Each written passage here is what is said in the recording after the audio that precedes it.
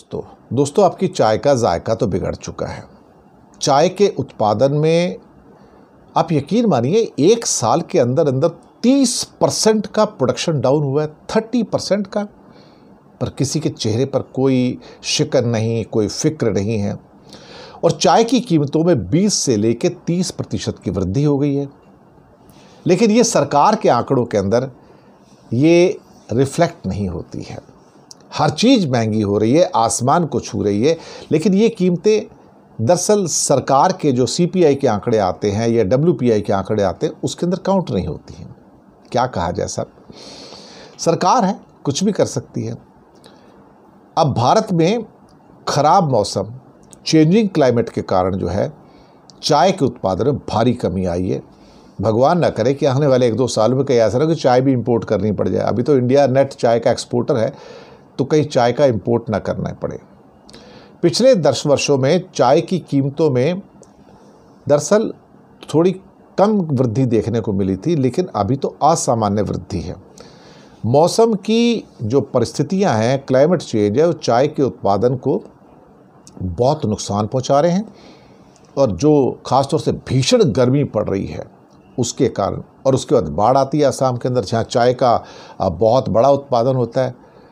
एक और कारण भी था कि सरकार ने कई किस्म के पेस्टिसाइड के ऊपर रोक लगाई है, तो उसके रोक लगाने से भी जो दरअसल उत्पादन है उस पर कमी आई है।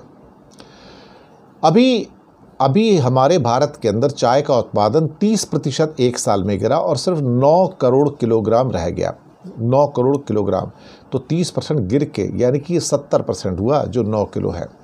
तो कुल मिला के पहले ज़्यादा था।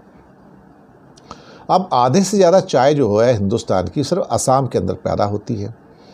अब चाय की कीमत में बढ़ोतरी अब और ज़्यादा होने की संभावना है, यानी कि पिछले साल की तुलना में 20 से 25% की बढ़ोतरी हो चुकी है। और कहा जा रहा है कि इसके बाद और ज़्यादा कीमतें और बढ़ने जा रही हैं, क्योंकि 30% का प्रोडक्शन लॉस तो बहुत बड़ा है। अब 1.5 से 2 करोड़ किलोग्राम की और कमी का अनुमान लगाया जा रहा है। यानी कि 2023 में भारत ने जहां क्या कहते हैं 1.3 अरब किलोग्राम चाय के रिकॉर्ड उत्पादन बनाया था, 2024 की बात करें तो करीब 10 करोड़ किलोग्राम की इसमें गिरावट आ सकती है। अब कुछ चाय के व्यापारी कहते हैं कि कम उत्पादन के चलते कीमतें आसमान को छू रही हैं और ज़्यादा ये आगे बढ़ेंगी।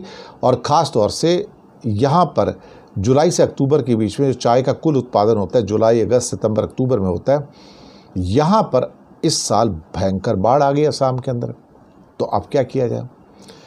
उनका कहना है कि अभी जो कीमतें पिछले साल की अपेक्षा 20 से 25% ऑलरेडी ज़्यादा हो चुकी हैं और निर्यात अभी तो चल रहा है, लेकिन अल्टीमेटली कुछ सूत्रों की अगर माने तो आने वाले दिनों में हो सकता है कि चाय के उत्पादन में हो सकता है और कमी आए और कीमतें और ज़्यादा बढ़ जाएं। यानी कि चाय का जायका ऑलरेडी इस 2024 के अंदर बिगड़ चुका है। 20 से 30% कीमतों को 20, 25, 30% कीमतें अलग अलग क्वालिटी की ऑलरेडी बढ़ चुकी हैं।